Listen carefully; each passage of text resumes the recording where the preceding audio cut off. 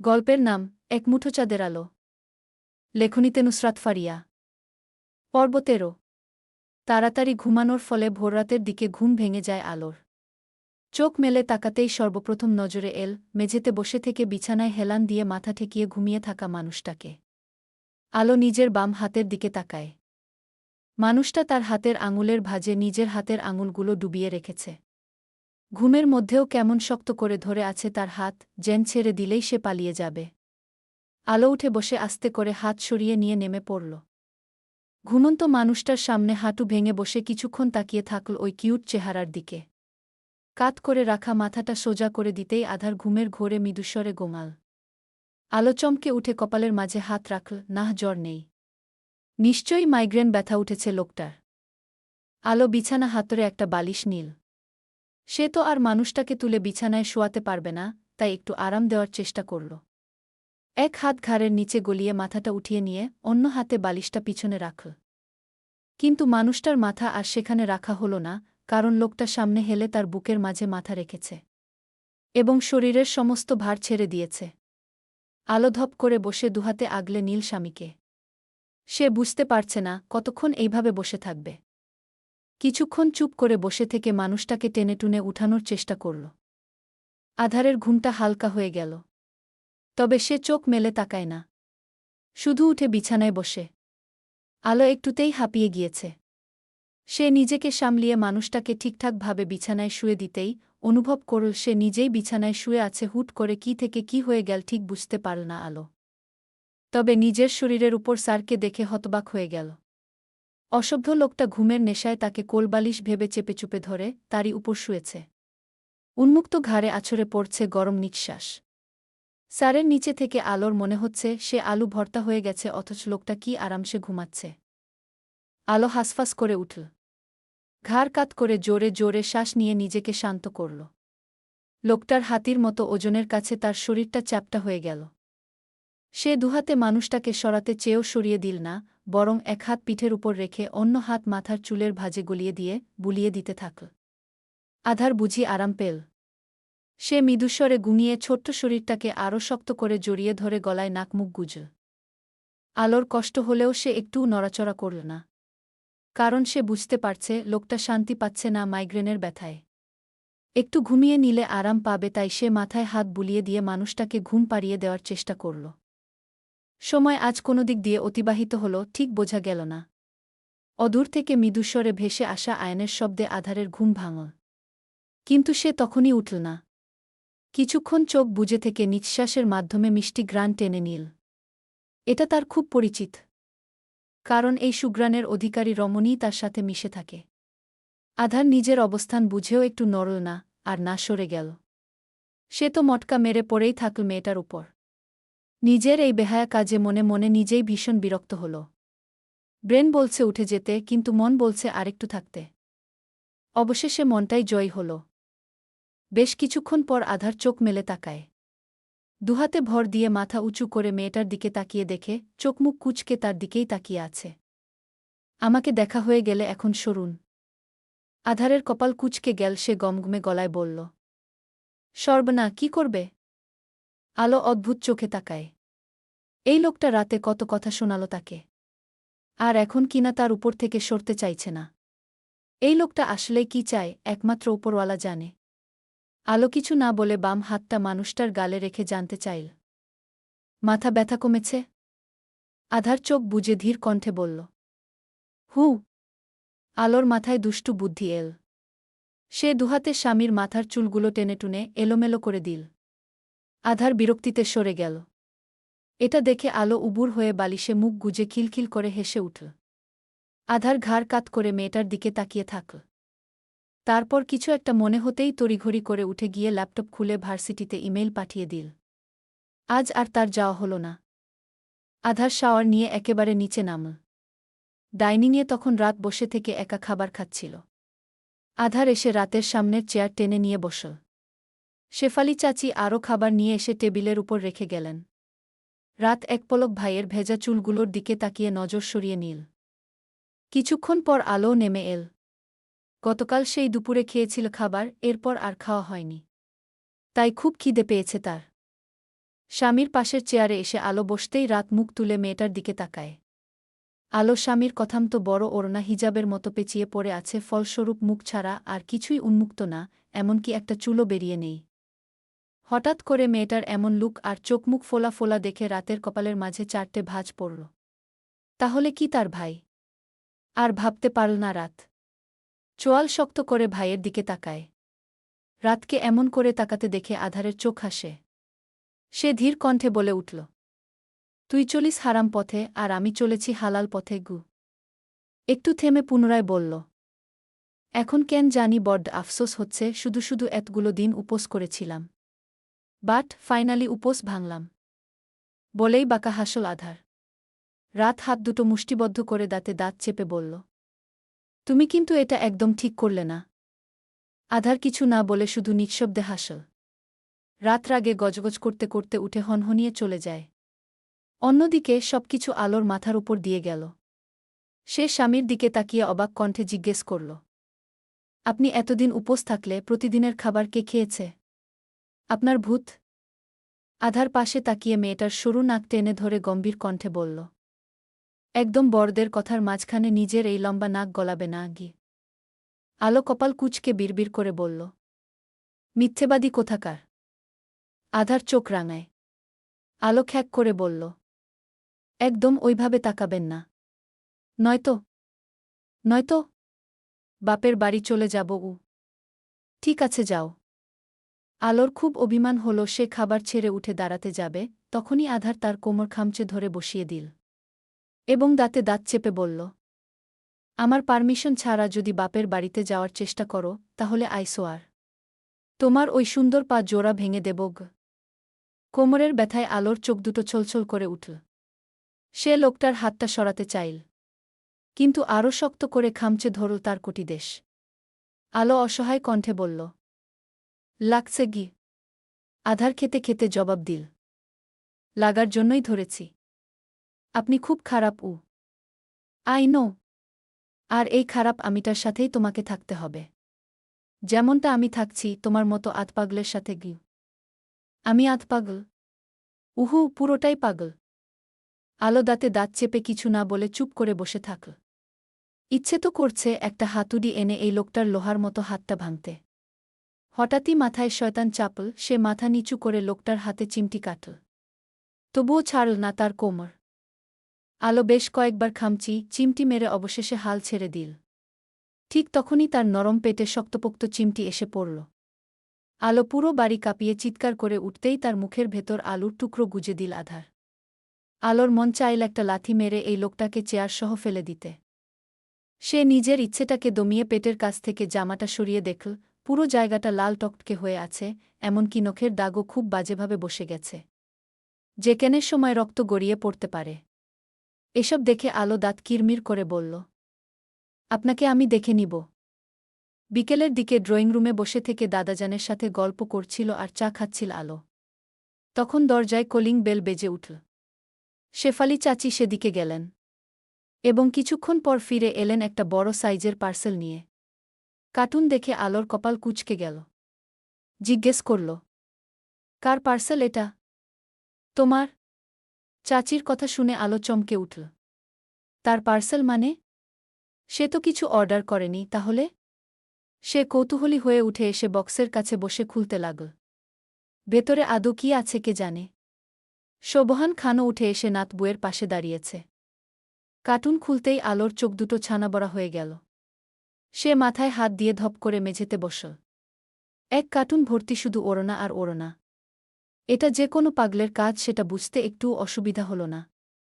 আলো মাথা উঁচু করে দাদাজানের দিকে তাকিয়ে জানতে চাইল, তোমার বড় নাতির মাথায় কোনো সমস্যা আছে দাদাজান? না মানে উনি অল্প কিছু নিতে পারেন না? শোভহান খান বিষয়টা বুঝতে পেরে হেসে বললেন, বুঝলে নাতবু, আমার বড় নাতিটা এসবের ব্যাপারে বড়ই অধৈর্য। সে আবার খুব সহজে কিছু পছন্দ করতে পারে না, আর না সময় নিয়ে বেছে বেছে পছন্দ করবে।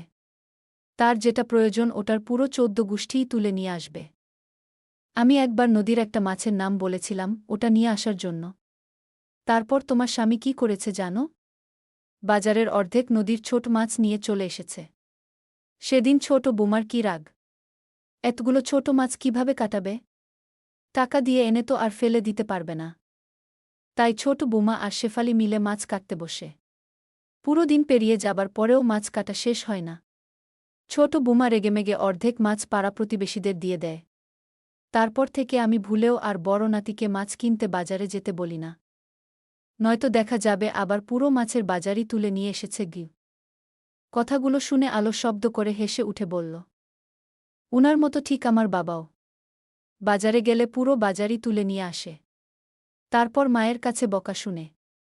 একবার তো রেগেমেগে মাথায় লাউ ফিকে মেরেছিল, হে হে হে। মেয়েটার কথা শুনে শোভহান খান হাসলেন।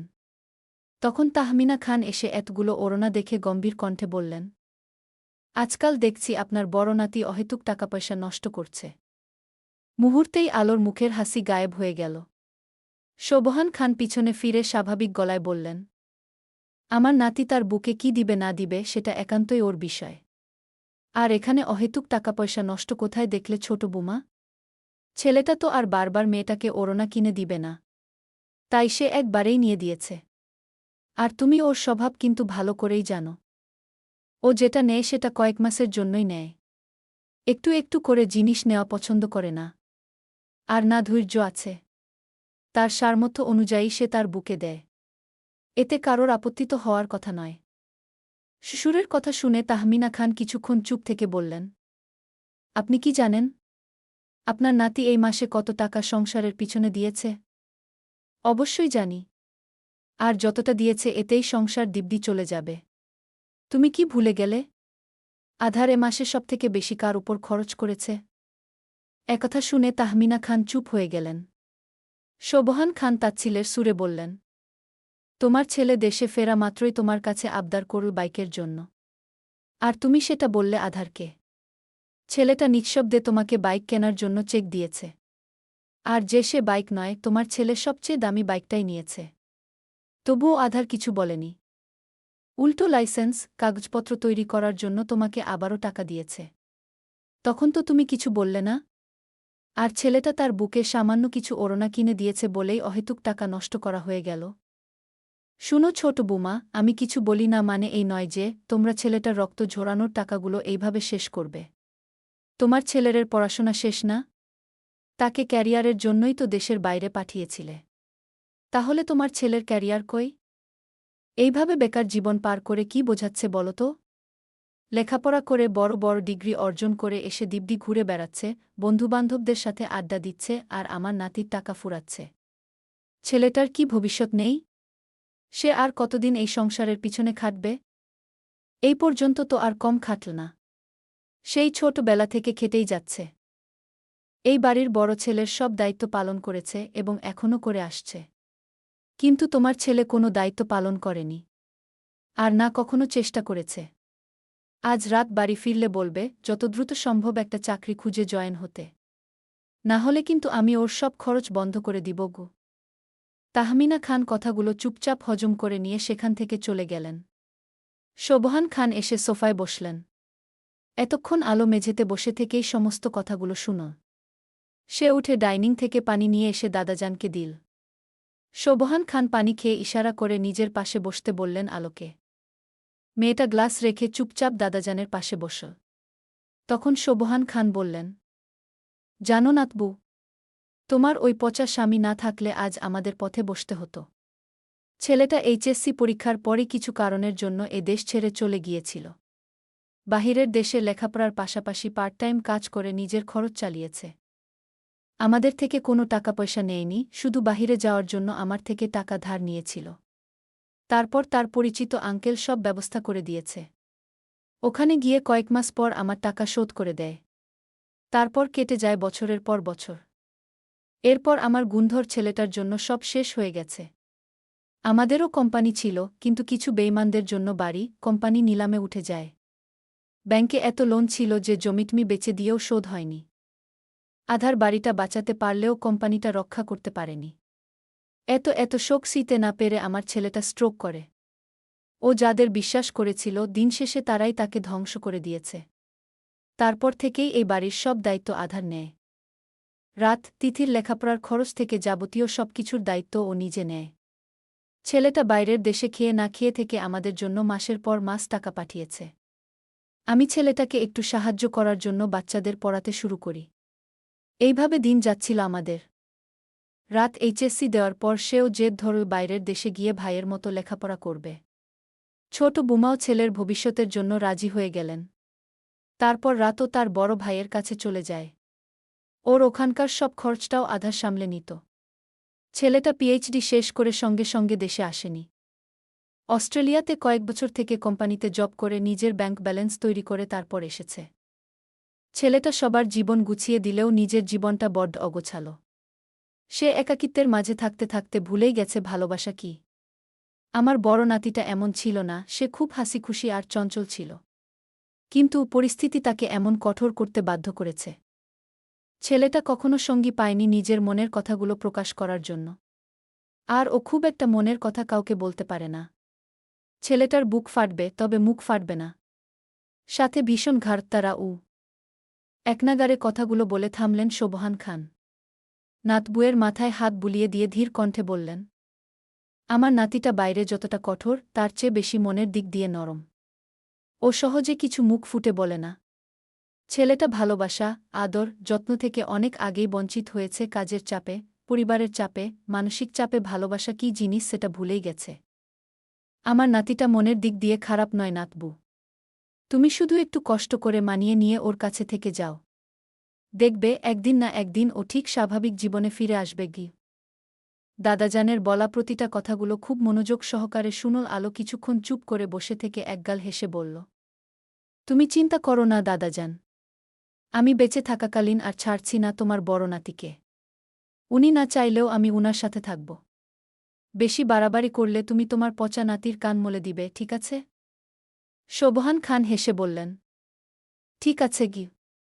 আলো সব ওড়না নিয়ে এসে আলমারিতে গুছিয়ে রাখল। তাকে সাহায্য করলেন শেফালি চাচি। আধার তখন সোফায় বসে থেকে চুপচাপ ল্যাপটপে কাজ করছিল। আলো সব কাজ শেষ করে ফ্রেশ হয়ে এল এবং এসেই সোজা স্যারের কোলে ঠাস করে বসল। এতে আধার প্রচুর বিরক্ত হয়। এই মেয়েটা এত চিপকু কেন? হোয়াই? কি সমস্যা তোমার? আলো দুহাতে স্বামীর গলা জড়িয়ে ধরতেই আধার চট করে মুখ সরিয়ে নিল। এটা দেখে আলো খিলখিল করে হেসে উঠে গালে চুমু খেয়ে ফিসফিসিয়ে বলল, যেটার ভয় পেলেন ওইটাই করলাম। আধার দাঁতে দাঁত চেপে বলল, তোমার মতো অসভ্য মেয়ে আর দুটো দেখিনি গিয়ে। আলো মুচকি হেসে কাঁধে মুখ গুজে বলল, আলো এক পিসি আছে। আর সেটা আপনার ভাগ্যে জুটেছে গি। এটার জন্যই আফসোস হয়। তোমার মতো পাগল মেয়ে আমার জীবনে না এলেই ভালো হতো। এখন আমি আপনার কাছে আছি, তাই আপনার আফসোস হচ্ছে। আর যখন আমি থাকব না, তখন এর চেয়েও বেশি আফসোস করবেন গু। একটু থেমে পুনরায় বলল, আচ্ছা ধরুন আমি মরে গেলাম, তখন আপনি কষ্ট পাবেন নাকি খুশি হবেন? আলোর একথা বলতে দেরি হলেও তাকে কোল থেকে ফেলে দিতে একটুও দেরি হল না আধারের। আলো মেঝেতে বসে থেকে বিস্ময়ে তাকিয়ে আছে স্যারের রক্তিম চোখের দিকে। আধার দাঁতে দাঁত চেপে বলল, মরার খুব শখ না তোমার? তা কিভাবে মরতে চাও বলো? আমি তোমাকে সাহায্য করছি। একবার বলেছিলে আমি তোমার নাকমুখ চেপে ধরে নিঃশ্বাস আটকিয়ে মেরে ফেলতে চেয়েছিলাম। তা এখন ওইটাই আবার রিপিট করি। শুধু আজ হাতের জায়গায় বালিশ থাকবে। আলো বড়বড় চোখে তাকিয়ে অবাক কণ্ঠে জিজ্ঞেস করল, আমি আপনাকে মারতে পারবেন? এতে কোনো সন্দেহ আছে? আলো কিছুক্ষণ চুপ থেকে উঠে গিয়ে বিছানা থেকে বালিশ নিয়ে এসে স্যারের সামনে বাড়িয়ে ধরে বলল, ঠিক আছে, প্রমাণ দিন গু। আধার অদ্ভুত চোখে তাকায়। এই মেয়েটার মাথায় নির্ঘাত কোনো সমস্যা আছে। সে বালিশ নিয়ে ওটা আবার ছুঁড়ে মারল মেয়েটার মুখে। আমার চোখের সামনে থেকে সরো, নয়তো থাপ্পড় খাবে। আলো নিচে থেকে বালিশ তুলে হেসে বলল, আমি জানি আপনি কখনোই আমাকে আঘাত করতে পারবেন না গি। আধার এক ভ্রু উঁচিয়ে জিজ্ঞেস করল, এত বিশ্বাস? আলো রুম থেকে চলে যেতে যেতে বলে উঠল, নিজের থেকেও বেশি। কয়েকদিন পরের কথা। আলো তার স্বামীর সাথে বাবার বাড়িতে এসেছে। আজ রোহিতের গায়ে হলুদ। তাদের আরও এক সপ্তাহ আগে আসতে বলা হলেও আধার কাজের জন্য তাড়াতাড়ি আসতে পারেনি। আর না একা একা আলোকে পাঠিয়েছে। সে নিজের সাথে করেই নিয়ে এসেছে। পুরো বাড়িতে হালকা ডেকোরেশন করা। জাঁকজমকভাবে বিয়েটা না হলেও সকল পরিচিত আত্মীয় স্বজন ও পাড়া প্রতিবেশীদের দাওয়াত করেছে। বাগানে রোহিতের গায়ে হলুদের আয়োজন করা হয়েছে। চারিদিকে বাচ্চারা ছোটাছুটি করে খেলাধুলা করছে। আর কাজিন বন্ধুবান্ধবরা রোহিতকে হলুদ দিয়ে ভূত বানাতে ব্যস্ত। ছেলেটা আজ ভীষণ খুশি। সে জানত মেঘলা তাকে পছন্দ করত, আর সে নিজেও মনে মনে ভালোবাসত মেয়েটাকে। তবে কখনো সেটা প্রকাশ করেনি। মনের গহীনে লুকিয়ে রাখা ভালোবাসাটা প্রকাশ না করেও নিজের প্রিয় মানুষটিকে নিজের করে নিয়েছে। আর শুধু একটা দিন বাকি, তারপরই মেয়েটাকে নিজের অর্ধাঙ্গিনী রূপে দেখবে। এই খবরদার, একটু হলুদ মাখাবি না আমাকে গি। ছায়া মায়া হলুদের বাটি নিয়ে ছুটে এসে বড় বোনকে মাখাতে গেলে আলো চিল্লিয়ে উঠল। এতে ছায়া কপাল কুঁচকে বলল, মাখালে সমস্যা কি? অনেক সমস্যা। আমার বর থাকতে তোদের থেকে প্রথম হলুদ মাখিয়ে নিব কেন? ছায়া মায়া সরু চোখে তাকায়। আলো মুখ ভেঙচি কেটে ছোট বোনের হাত থেকে হলুদের পাত্রটা নিয়ে বাহিরে যেতে যেতে ভাব নিয়ে বলল, মুই মোর প্রেয়ারের সোয়ামীর থেইকা হলুদ মাখাই নিমু। ছায়া আফসোসের সুরে বলল, আজ একটা প্রেয়ারের সোয়ামী নেই বললে? আলো বাইরে এসে এদিক ওদিক তাকিয়ে স্যারকে খুঁজছে। এই লোকটা আবার কোথায় হাওয়া হয়ে গেল কে জানে। তবে তাকে আর বেশিক্ষণ খুঁজতে হল না। ওই তো একটা নিরিবিলি জায়গায় গাছের নিচে পায়ের উপর পা তুলে চেয়ারে বসে থেকে ফোন টিপছে। পরনে কালো শার্ট প্যান্ট। সবাই হলুদ সাদা পাঞ্জাবি পরলেও লোকটা পরেনি। আধারের মনোযোগ নষ্ট হয় নুপুরের লিনঝিন মৃদু শব্দে। সে ফোনের স্ক্রিন থেকে নজর সরিয়ে মুখ তুলে সামনে তাকায়। পাজি মেয়েটা হাসি মুখে তার দিকেই হেঁটে আসছে, পরনে কাঁচা হলুদের শাড়ি, যেটা বাঙালিয়ানার মতো করে পড়েছে। কানে গলায় কাঁচা ফুলের গহনা, মাথার চুলগুলো খুব সুন্দর করে উঁচিয়ে খোপা বাঁধা, তার চারিদিকে বেলি ফুলের মালা পেঁচিয়ে রাখা। কানের পাশে দুটো হলুদ গোলাপ খুঁজে রাখা, দুই গালের পাশে ছোট চুল ছেড়ে দেওয়া, আর কপালে টিকলি আর দুহাত ভর্তি চুড়ি। ফর্সা চেহারায় হালকা সাজ। মেয়েটার আগাগোড়া পরখ করতে করতে আধারের মেজাজ খারাপ হলো। এই মেয়েটা এত সেজেছে কেন? নাকি কোনো মতলব আছে? এই যে মাস্টারমশাই, আমাকে কেমন লাগছে? আলো কাছে এসে হাসি মুখে জানতে চাইল। আধার ফোন পকেটে ভরে উঠে দাঁড়িয়ে কোনো বার্তা ছাড়াই মেয়েটার কানের পাশে গুজে রাখা দুটো গোলাপ ছিনিয়ে নিয়ে অদূরে ছুঁড়ে মেরে বলল, একদম বাজে। আলোর ঠোঁটের কোণ থেকে হাসি গায়েব হয়ে গেল। সে কয়েকবার চোখের পলক ঝাপটিয়ে নিজের খারাপ লাগাকে লুকিয়ে রেখে শান্ত গলায় বলল, সবাই আমার প্রশংসায় পঞ্চমুখী হলেও এই আপনিটার চোখে কখনো সুন্দর হতে পারলাম না। আধার কপাল কুঁচকে জিজ্ঞেস করল, আজ তোমার গায়ে হলুদ? না গি। তাহলে এই পেতনির মতো সেজেছ কেন? কেন আবার? ছেলেদের পটানোর জন্য। আলো সোজাসাপটা জবাব দিল। আধার কিছুক্ষণ চুপ থেকে বিড়বিড় করে বলল, যেই ছেলের মানসিক সমস্যা আছে ওই ছেলেই তোমার ভূতের মতো রূপ দেখে গলবে। আলো বিরক্ত হয়। নিজের হাতের হলুদের বাটি এগিয়ে দিয়ে বলল, আমাকে হলুদ লাগিয়ে দিন। আধার মুখ সরিয়ে নিয়ে বলল, পারব না গি। আপনি এত আনরোমান্টিক কেন? আলো চোখ মুখ কুঁচকে বলল। আধার তড়াক করে মেয়েটার দিকে তাকিয়ে হলুদের বাটি নিয়ে পুরোটাই আলোর মাথার উপর ঢেলে দিয়ে বলল, রোমান্টিকের প্রমাণ পেলে? আলো এক মুহূর্তের জন্য বাকরুদ্ধ হয়ে গেল। দূর থেকে এই দৃশ্য দেখে ছায়া খিলখিল করে হেসে উঠে আপুর উদ্দেশ্যে বলল, নাও নাও, আরও বেশি করে সোয়ামীর থেকে হলুদ মাখিয়ে নাও। আলোর শরীর রাগে জ্বলে উঠল। সে হিসিয়ে বলে উঠল, আপনাকে আমি গোবর মাখাব। আধার বাঁকা হেসে সামান্য ঝুঁকে ফিসফিসিয়ে বলল, আর আমি আপনাকে খাওয়াব গো। আলো দাঁতে দাঁত পিষে সেখান থেকে হনহনিয়ে চলে গেল বাড়ির ভেতর।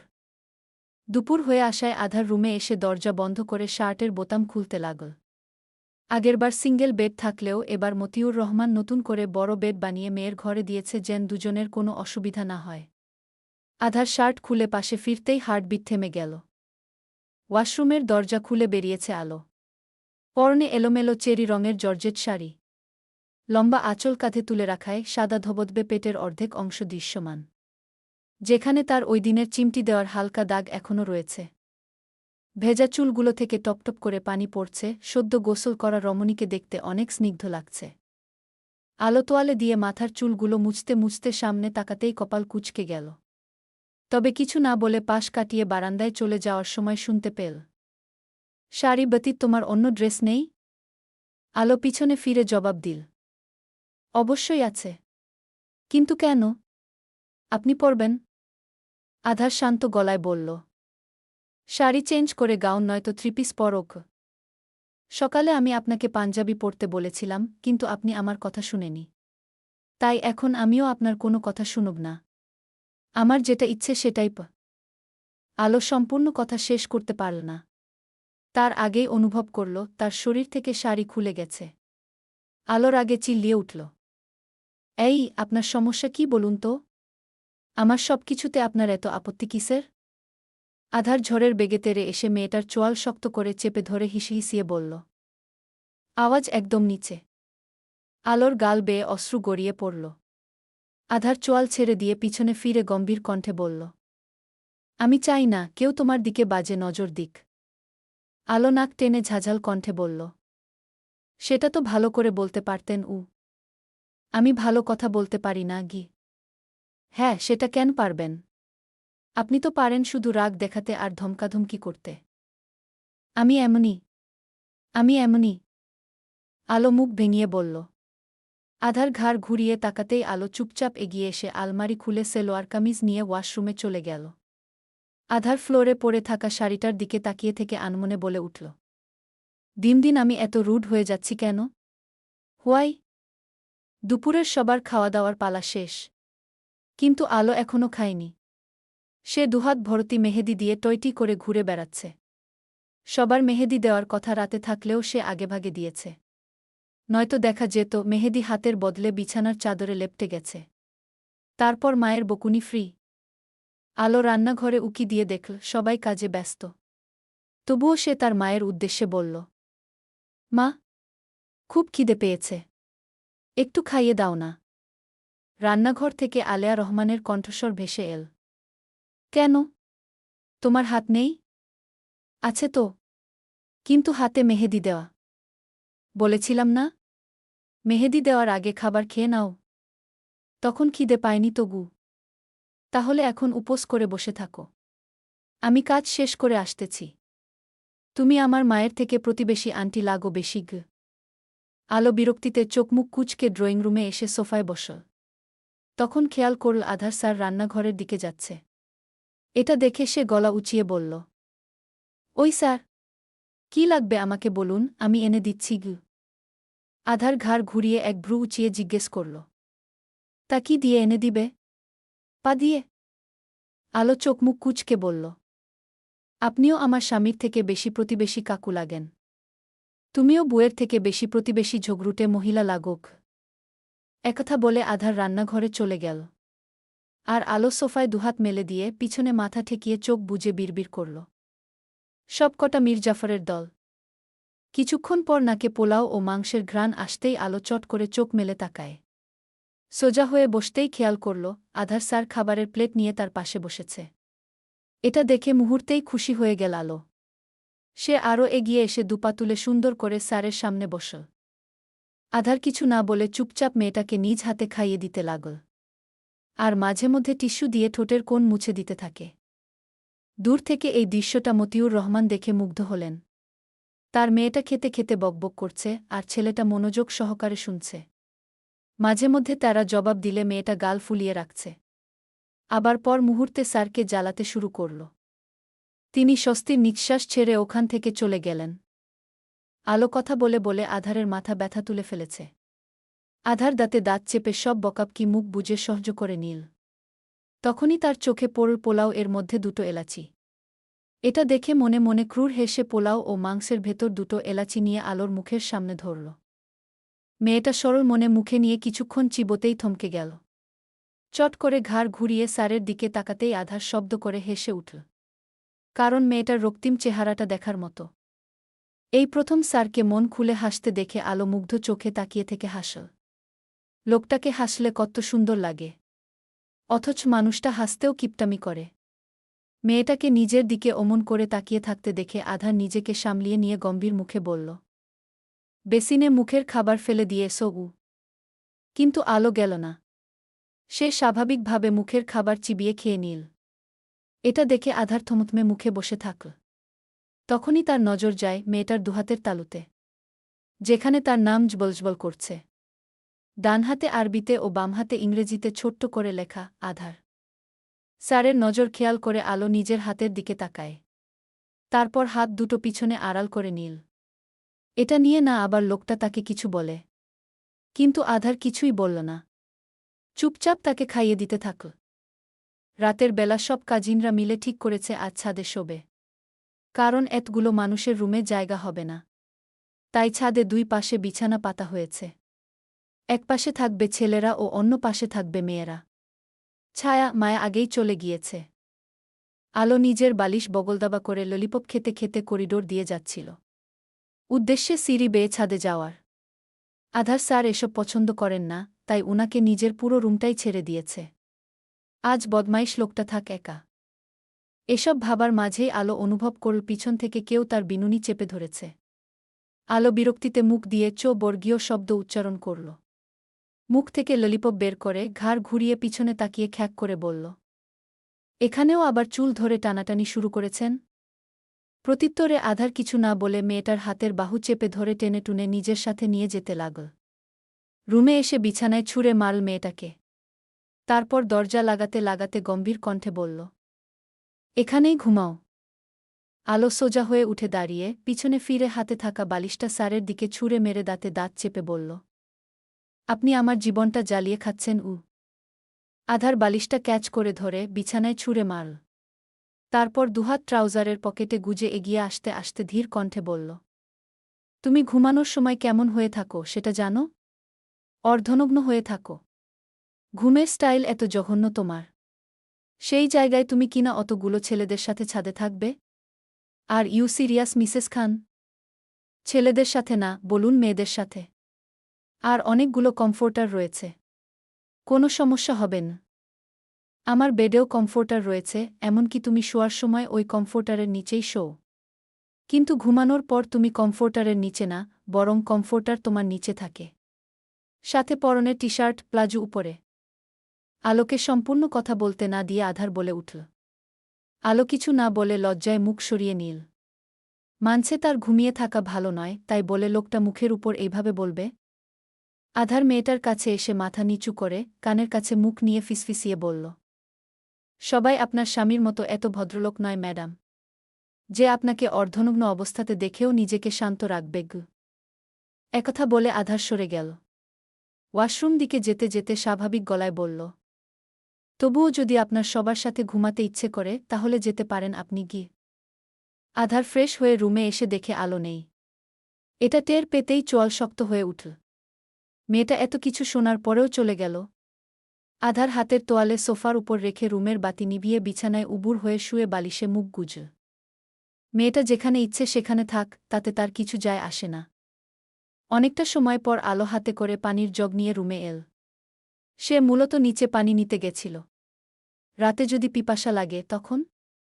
দরজা ভেতর থেকে বন্ধ করে টি টেবিলের উপর জগ রেখে বিছানায় এল। স্যারের চোখ মুখের সামনে কয়েকবার হাত নিয়ে চেক করল ঘুমিয়ে আছে নাকি ঘুমের ভান করছে। আলো কিছু বুঝতে না পেরে চুপচাপ স্যারের উদম পিঠের উপর মাথা রেখে উল্টো হয়ে শুয়ে পড়ল। তারপর দুহাত চোখের সামনে নিয়ে এসে খুঁটিয়ে খুঁটিয়ে দেখতে দেখতে মনে মনে বিড়বিড় করে বলে উঠল, মেহেদি রাঙা হাতে লিখেছি আপনার নাম, আর এ জীবনে শুধু চেয়েছি এই পচা আপনিটাকে। গল্প ভালো লেগে থাকলে অবশ্যই একটা কমেন্ট করে যাবেন আর সাবস্ক্রাইব করে রাখবেন যাতে পরের পর্ব পোস্ট করার সাথে সাথে আপনি পেয়ে যান।